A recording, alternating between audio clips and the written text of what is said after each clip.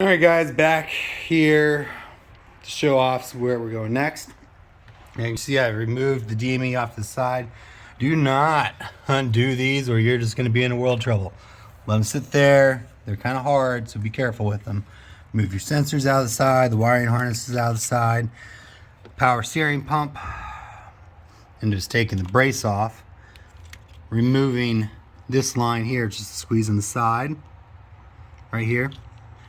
And putting the power steering pump under as best I could and out of the way.